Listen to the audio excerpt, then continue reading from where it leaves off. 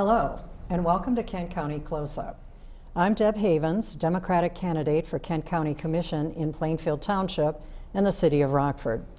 As I researched the issues that face Kent County in the future, I found that nearly all of them have been with us for a long time, such as how do we as a community respond to the growing number of homeless, especially as we approach the winter season.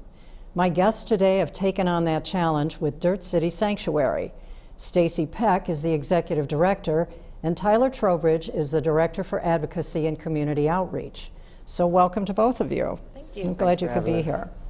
So now I understand that you two have kind of an interesting history together. So take a moment and kind of catch us up on how you got together in the first place.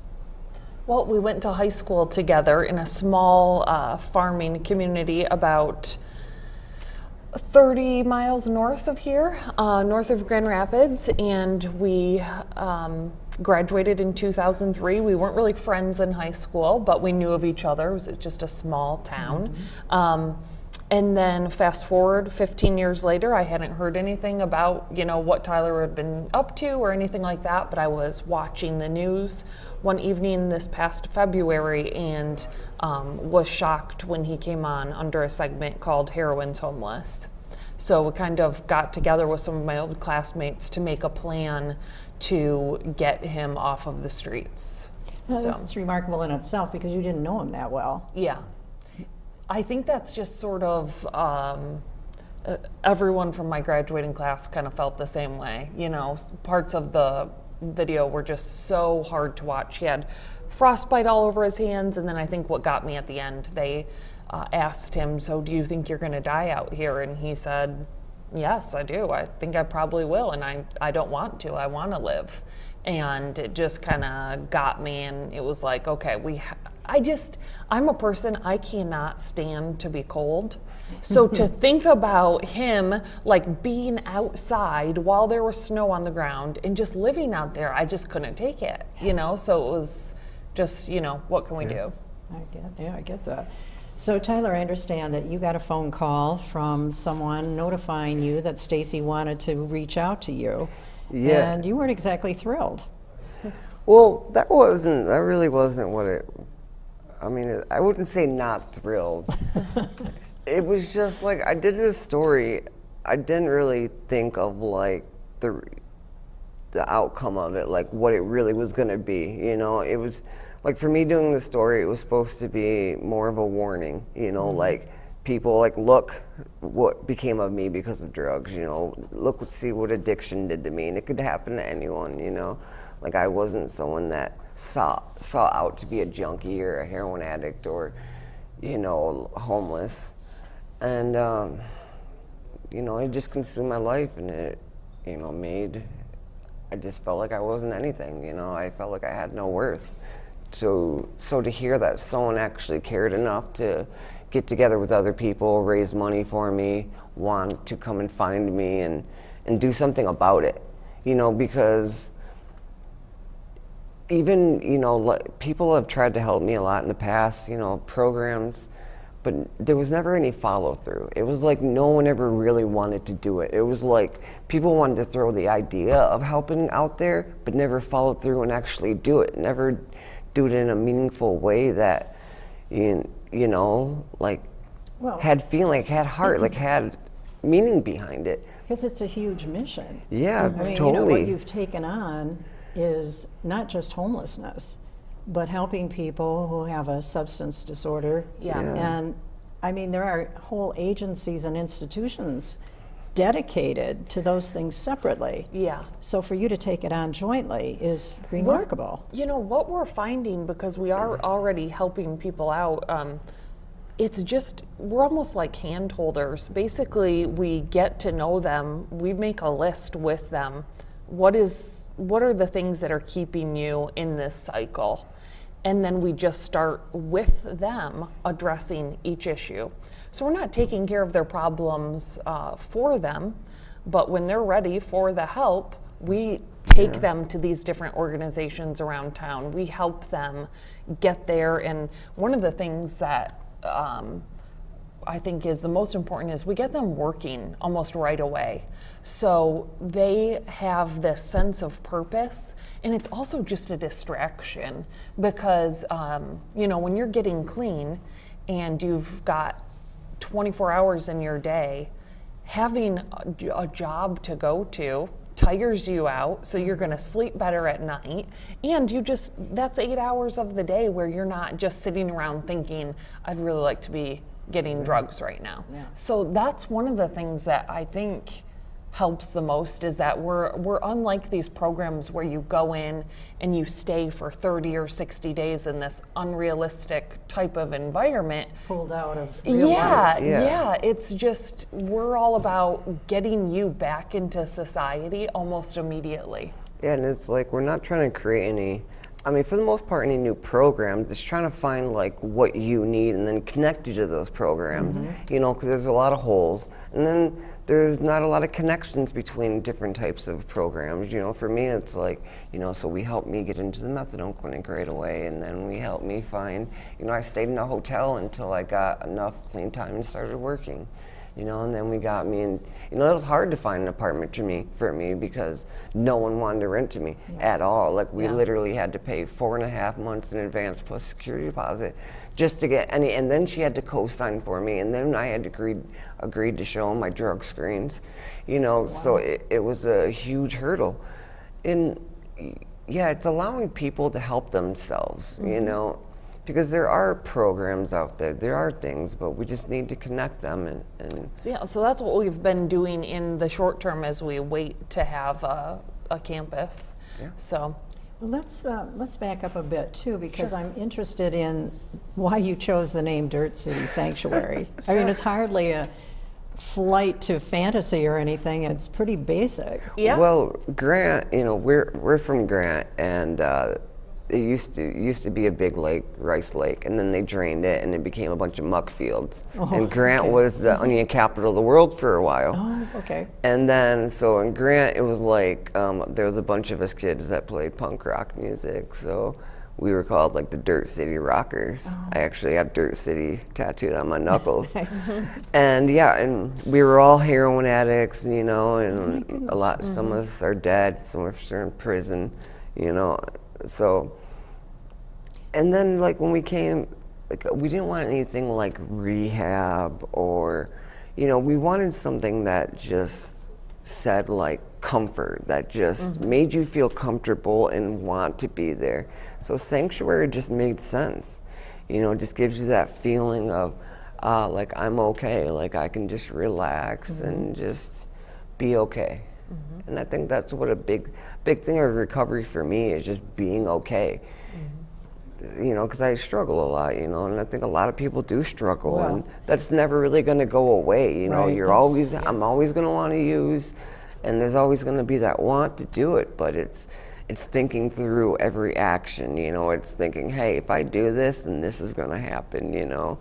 And drug dealers, they're experts in psychology. They know if they get you take one bag from, they'll give you drugs just to get you hooked again. So it's playing through, realizing that what will happen, and I have to do that every day. And we're trying to teach other people to do that also, just to think through what you're going to do, think through your actions. Well, it's interesting that you're a proponent of this now, because you've certainly been through rehab more than once. So what magic did Stacy offer you that suddenly changed the whole orientation of your thoughts? Well, there wasn't any action. It was just, for me, a lot of people like me, I had no one. The family that I had kind of disowned me, and, all the friends that I had were either drug addicts or whatever. It was basically having someone that cared about me no matter what. She didn't want a single thing from me. She didn't want a relationship. She didn't want money. She wanted nothing from me other than to see me do well. And then she was willing to hold my hand through all the hardship, the first 2 weeks, even though, I was getting medicated assisted treatment, I was still sick. It was her hanging out with me, it was her holding my hand through everything. And we talk a lot. It's like, okay, so you can give someone a home, in treatment and even work, but what then do they have? Like, if you don't have someone you can call at the end of the day and be like, yo, this happened to me, like, I feel this way. If you don't have that support, then what do you have? You know, if you can't share it with someone, you know, so just having a friend. And we want to do that for other people, you know.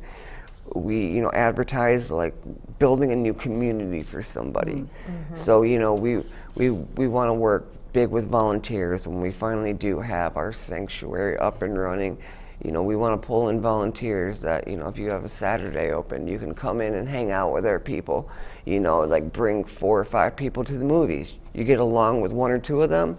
When you come next time, say, hey, I want to take these 2 people out and maybe some new people. And then naturally, you're going to build these connections. And it happened with me. You know, my friend Chelsea Well, hang is on someone that, because I want to, before we go off, because I want, you're bringing up so many things, and I want to explore all of them in a little bit more depth. Let's back up to you, Stacy, because you didn't know Tyler that well. I mean, it had been 15 years, and here, what he's describing, what you did for him, is remarkable and in so many ways. So, what happened? I mean, had you ever had a relationship like this before? No, you know, my own father had an addiction to prescription Oxycontin, and it was a really rough road for him, his final about 20 years, and it was really sad seeing his decline. And I was familiar with, you know, other family members and stuff like that having different addictions and whatnot. But my dad was sort of this person who, no matter what my family's financial status was, he was going to help people. Every day he was helping a new person. It was just sort of a value that he instilled in all of his children. So it was really more just that I can't live with myself if this guy that I know is sleeping outside somewhere, you know, 10 miles from my home. I just knew I could do something about it. And I just tend to jump into things, you know, with both feet and just believe I can do it and keep going, so. Well, we're entering winter season here right now, Yes. obviously, and you've mentioned a sanctuary that's in your future. I want to talk about that a little bit more, but right now, as we look at the time fast approaching when we're going to have snow and cold temperatures, Yes. what are some of the issues that you're taking on right now? Do you want to take Okay, so for right now, so there's actually another, Wendy Botts is actually the 3rd member of Dirt City Sanctuary. The 3 of us are all co-founders. So when that first day when Stacy came and found me, she called Wendy. Wendy had just lost her son Jordan to a fentanyl overdose a year before. And so when she brought Wendy to come, you know, when she came and found me, Wendy brought me some clothes, and she came and talked to me, and I told her a little bit about what it was like, you know, being homeless in the winter and everything. So after that meeting, me and Stacy went one way to go work on me and my recovery, and then Wendy went another way to do the first Purple Backpack campaign. And so I'll talk about that in a second, but so when we decided to do this, when we decided to do Dirt City Sanctuary, it was something that Stacy wanted to give me an ability to give back to people. So when she decided to do this, she was like, Wendy, you know, she was thinking about the Purple Backpack project that Wendy had just started, and she was like, Wendy would be perfect to work with us. And basically what the Purple Backpack campaign is, it's getting stuff like, it's just like stuff that I needed when I was homeless in the winter and that I could use. So it's things like backpacks, sleeping bags, thermoses that have, like, you know, because every gas station has a hot water spigot. So it's like anything that you could cook with just hot water, oatmeal, soup, coffee, tea, stuff like that. And what Well, I else? think one of the unique things about this project this time around is that we actually met with around 25 different individuals that are currently experiencing homelessness and asked them, what do you need? So some people said tents, a lot of people said socks, underwear, feminine hygiene products, winter boots, coats, gloves, hats, all of those things. Sometimes they are able to get these items, but maybe the winter coats that they have are not as thick as they need. One person who filled out a survey said a few years ago, I saw someone wearing a sleeping bag. It was a wearable sleeping bag.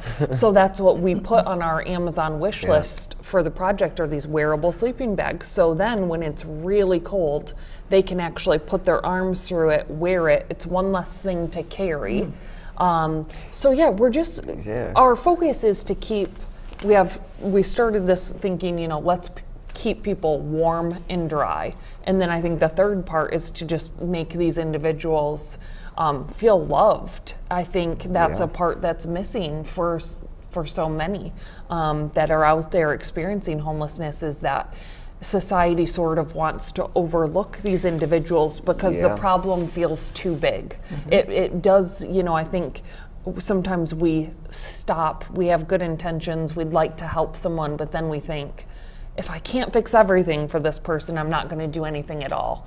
And so while we know that we can't, you know, house all of these people at this time, what we can do is try to help them survive the winter, to feel comfortable, and to know that there are people out there in this wonderful community we live in that do care about them. Yeah. So a couple of things occur to me. One is, you're not talking about solving the problem. Your cause for becoming homeless was your drug addiction. Are you trying to get to the bottom of what causes homelessness, or where are you in that conversation? Yeah, we talk about some of the problems with the shelters, because as we go into winter and we're talking to people in the community and we're asking them to contribute to the Purple Backpack Project, a lot of people will say, why don't they just go into the shelters? And that sort of brought us to the core of some of the people's reasons for being out there when we talk to them. There is a lot of mental health issues. There's a lot of substance abuse disorder. A lot of these people are veterans that have PTSD and they're self-medicating. So for a veteran who has PTSD and begins to self-medicate, they're actually 10 times as likely, 10 times more likely than our civilian population to end up homeless. So there can be, you know, it can be something as simple as a medical emergency that sets people behind and they end up on the streets. Families are ending up on the streets. There are a whole lot of different issues. So we are now working with the different agencies around Grand Rapids to try to get some of these people connected to the resources that we have available. Let's talk about the resources, because how has the community responded to the Purple Backpack Project? Oh yeah, huge. I mean, donations have been coming in, like flooding in, and volunteers have been signing up, have been signing up, and you know, our first distribution is November 17th, which should be huge. And like, yeah, we want to work on the core causes of homelessness. You know, we're working on fundraising, we're working on being able to do that. But as you know, right now, this is what we can do. It's getting cold out, you know, and people need these things. Yeah. And good. Yeah, I was just gonna jump back in about the community, how they've responded. It's been astonishing because it's not just individuals, but businesses as well. The owners of Sheldon Cleaners have set up collection boxes at 20 of their locations. So they're willing to take winter coats that have been donated, and then they're going to be cleaning all of them and then giving them to us for the That's remarkable. yes. We have a lot of kids jumping up too, like Yes. jumping in. Like when I first got clean, this girl that we went to school with, Ashley Sharp, her last name is something different now, Connor, Ashley Connor. Her daughter made me a little card just to make me feel better, and then Ashley made me a bunch of like freezer meals. So when we started doing this, Stacy had the idea, because this card really made me feel good. So Ashley, or Emily is her name, the little girl, she started making all of these cards, and her goal was to make a couple hundred of these cards just to make people feel good about To themselves. be given out with the backpacks. And then she started a sock campaign, like trying to raise socks. And then it caused all these other kids to start jumping in. We got a kid raising like underwear, we got socks, we got thermos items, all yeah, different all kinds of these little things because things. they're inspired. And everyone wants to Yeah. get involved. We have a school that wants to try to compete with their different classes to see who can raise the most. So and- Jordan's little sister, Elena, she actually took this on as a project for the Grand Rapids Museum School. Each child had to come up with a project. So Elena and her friend Kennedy had to do a proposal for the principal, and so now they are collecting items actually at the school. So that's another one. It's been just Yeah. amazing. People want to help, and I think what makes them so excited to help with this project is they can go on our website and donate money, but they can also go on our website and go on the Amazon wish list. So if they say, you know what, I enjoy online shopping, I'm gonna just go through and I'll pick the items that I think would be really cool to have. But then, in addition to that, they can be part of that distribution day, November 17th. We have a need for about 50 volunteers for 2 different shifts that day. It's between 1 and 4 p.m. And those slots are filling up like crazy because people, they want to be a part of this. They want to Yeah. be a part of making a difference. Well, what we're finding is everyone wants to help. Like, everyone wants to help. It's just finding the right way to help. It's like how people, like, they don't want to give money to someone flying a sign or begging, you know, whatever.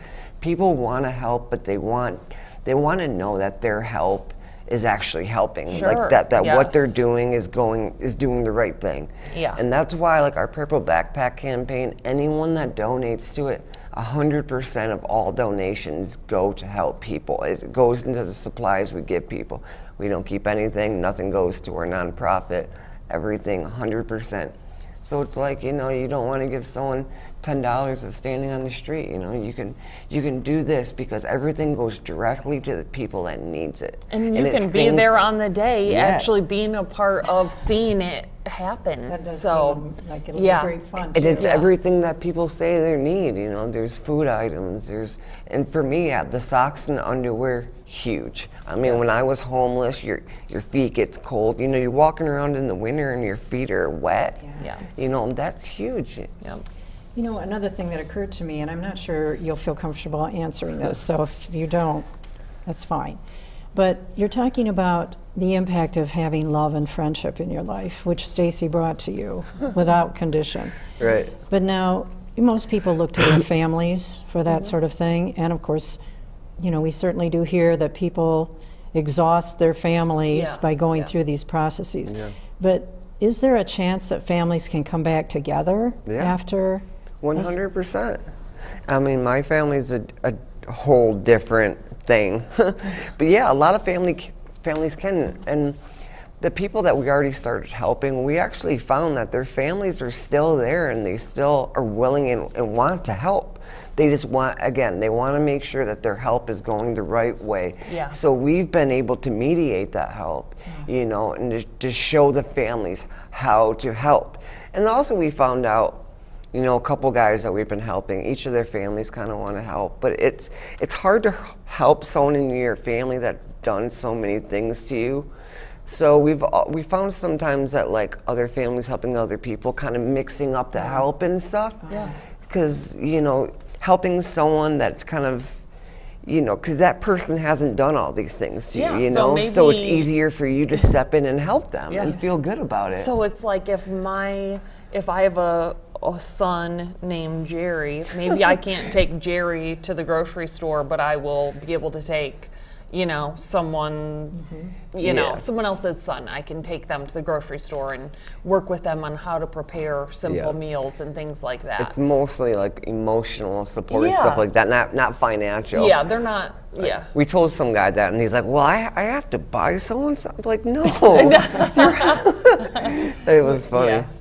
Yeah, because there is that whole discussion about enabling Oh, someone. yeah, definitely. And that's very difficult, I'm sure, for many people. Yeah, to- tough love and all this stuff, you know, and it's like, We help people become Yeah. independent, and I think that's something that their families appreciate, and it's something Yeah. that they appreciate, because when Definitely. they're independent, then that dynamic with their family is able to heal. They feel better about Definitely. themselves, and they don't feel like they're under anyone's thumb. The family appreciates their resources and their emotions and energy not being so drained.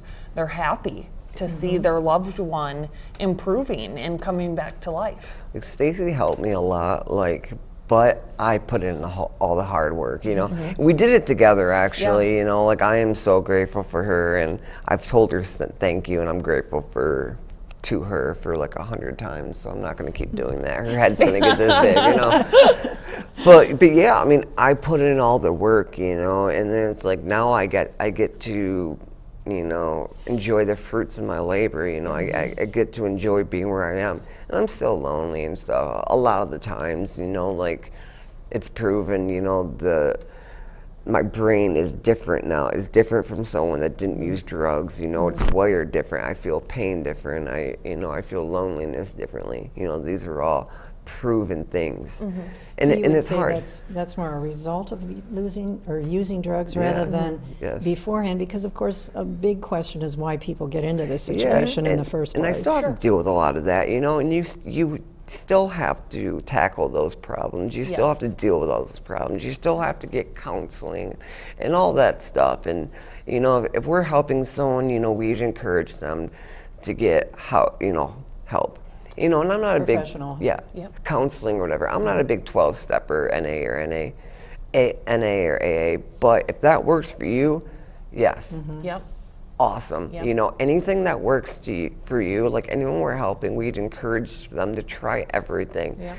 You know, if it's there, please take advantage of it. Why wouldn't you? You know? I think one of the things that worked out with Tyler and sort of shaped what we're doing is the fact that he made it easy to help him. So he didn't keep me waiting. It wasn't that sort of thing that I almost expected out of him. So then I came to have very high expectations of him, and the more I expected, the more he did, and it was great. And so anyone that we help now, he is immediately telling them, you know, if someone is being gracious and giving you a ride someplace, be out there and be waiting when they show up. Even now I do that. Just teaching them how to treat the people that are helping you. I think that makes the person helping you a lot more likely to continue, and it's just a respect thing. And For yeah, sure. yeah. Like we're more like brother and sister now, so we argue a lot, and it's Yeah. kind of funny. Like respect the people helping you. I hate you. Well, I want to talk to you a little bit about the future too, because ultimately I know you want to create a literal sanctuary Yes. to further Yeah. your mission.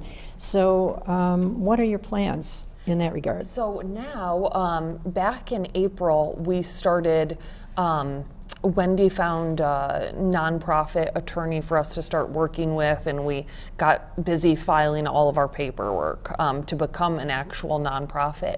And that was through different connections that we had as we started to reach out to people in the community.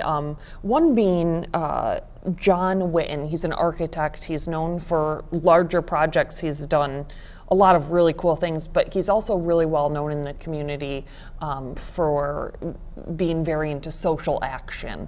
So he was one of the people that we reached out to, and he loved the idea right away. So we started to get all of this community support, and people started to say, you know, if this is set up as a nonprofit, then you're going to be eligible to to approach foundations and private donors for funding that will then become a tax deduction for them. So that only happens once you have your official 501c3 status, and we did just receive that. So that is very exciting. We have just been working on, advocacy and the Purple Backpack Project and different plans, and now we're actually getting to move forward with the funding piece. So we're looking to purchase anywhere from 20 plus acres somewhere in Kent County, a rural area, and then we will be building farm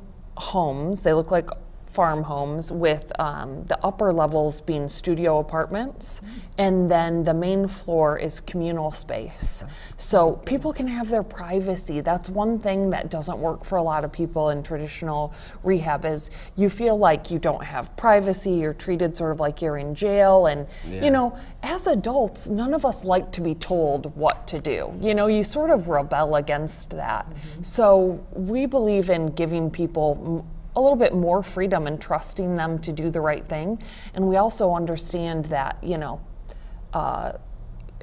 getting clean, the whole process isn't this beautiful straight line. Slip-ups happen. Exactly. So slip-ups happen. So while we won't encourage that on our campus, we are going to expect that and have things in place to deal with that. So we're going to have different work training things. I mean, we've seen through the community that the community is so ready to help. Yeah. So we're going to have different stations where maybe a retired plumber, electrician, people that have these skills can teach our clients how to do these things and really master them and do them well.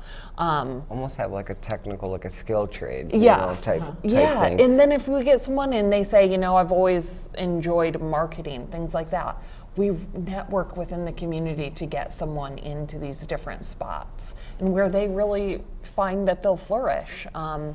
And animals are going to be a huge part of this farm. It'll be a literal farm, and one of the reasons that we're so amazing. It's I crazy. know. One of the heaven. reasons that we're excited about this is because even when you're sick and you're detoxing and you're in those first few hard weeks, if you want to have some purpose, you can go out and interact with animals. You can brush a horse, you can feed goats, you can clean out a stall. You can do these things that give you a little bit of just that good feeling in life that we're all looking for, right? So it's all about distraction and purpose, hope, all of those things.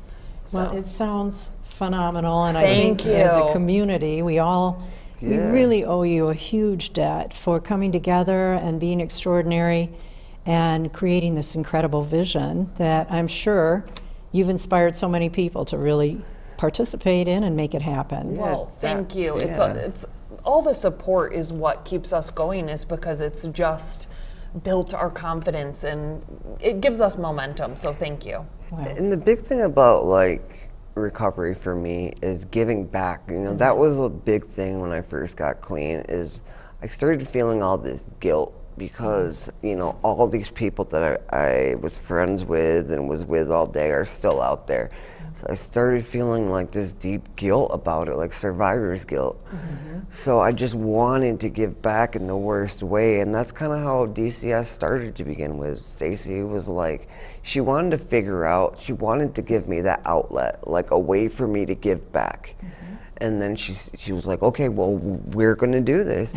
And then it was like, okay. And then sometimes we were like, we have no business doing this, but we're going to do it anyways, We just crack up because it just keeps going further and further, and we're like, this is happening. This is amazing. It's and just we've so already exciting. been successful. We got a couple guys, we can't say their names obviously, but we've been successful. Like the first guy, he has over 3 months clean. Stacy helped him get this job that he's a supervisor in now, and he has housing and he's doing really well. Yeah, It's wonderful. It's exciting. So I mean, it's like even at first we couldn't officially do it with DCS, but it's just like helping them out of our pockets. It doesn't take that much money to help someone. It really doesn't, because a lot of the programs are there already, Yeah. and the funding's there. It's just helping, directing people to do it, and then buying them a little bit of groceries and underwear and socks and helping them do it themselves, Well, thanks for making it sound easy. Yeah. Yeah, right. And I really salute you again for everything you've put into this. Call me tomorrow and tell me it's easy. I said Please. you make it sound easy. Oh.